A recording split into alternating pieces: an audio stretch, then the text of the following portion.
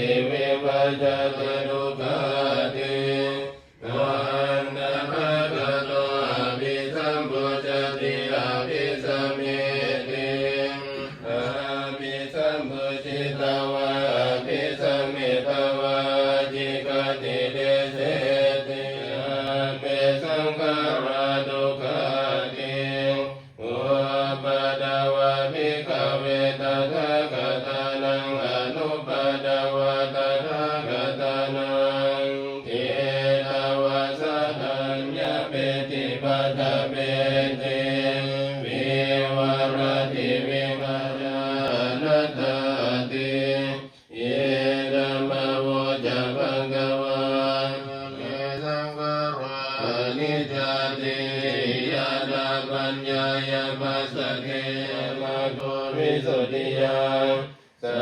พเพธัมมาอนัตตาหิตวากาเมอคิญจโนปาริโยดาปยาอัตตานานิทังสุขวิตังอา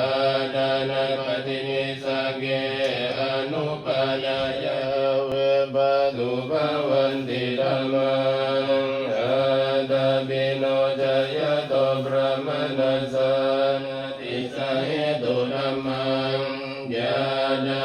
เวปะตุภวันติธัมมังอา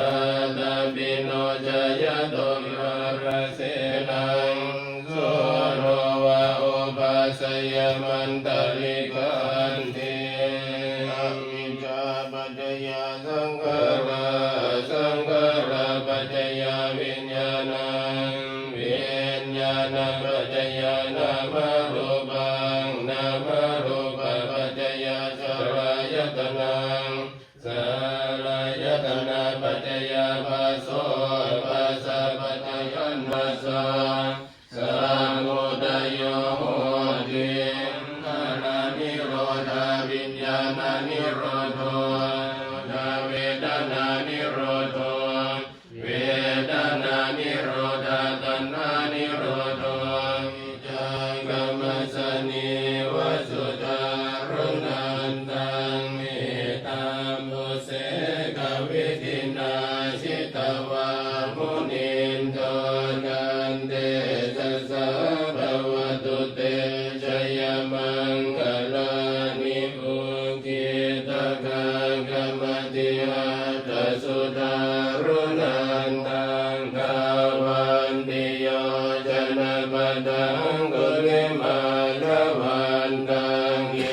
มังคลานิสัจจังวิหายมติสัจจกเวปัจจริโตชิตวามุนินโทนินันโท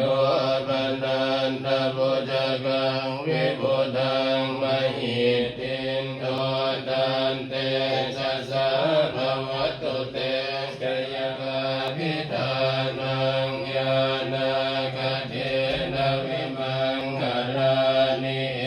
ตาภิพุทธชยโมจินาทิเนสรเตมตันติอารามิสัพพะปัตโตสัมโมทิโมตมังเอเตนะสัจวัจเจนะโหตุเตชยมังคลาเอวังกวังวิจโยโหหิจยาสุจยมังคะเรอปราจิตปัลลังเก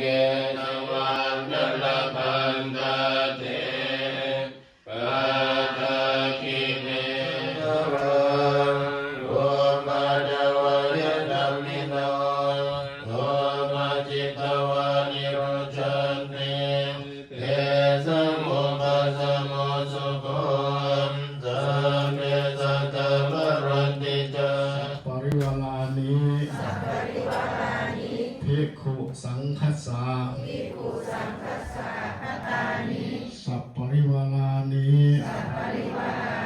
ตุอาทินัญจาญาตกานังการกตานังทีครตังหิตายะสุขายะ ทั้งหลาย ข้าพเจ้าทั้งหลาย ขอน้อมถวาย ขอน้อมถวายบริวารทั้งหลายเหล่านี้ แด่พระภิกษุสงฆ์ แด่พระภิกษุสงฆ์ ซึ่งมัตตกะภัตตาหาร ซึ่งมัตตกะภัตตาหาร เครื่องสังฆทาน เครื่องสังฆทานเจ้าทั้งหลาย เพื่อเป็นประโยชน์ เพื่อเป็นประโยชน์ มารดาเป็นต้น มีมารดาบิดาเป็นต้น ที่ล่วงลับไปนานแล้วด้วย ที่ล่วงลับไปนานแล้วถึงสุข ขอให้สุขยิ่งขึ้นไป ขอให้สุขยิ่งขึ้นไป ตลอดกาลและนานเถิด ตลอดกาลและนานเทอ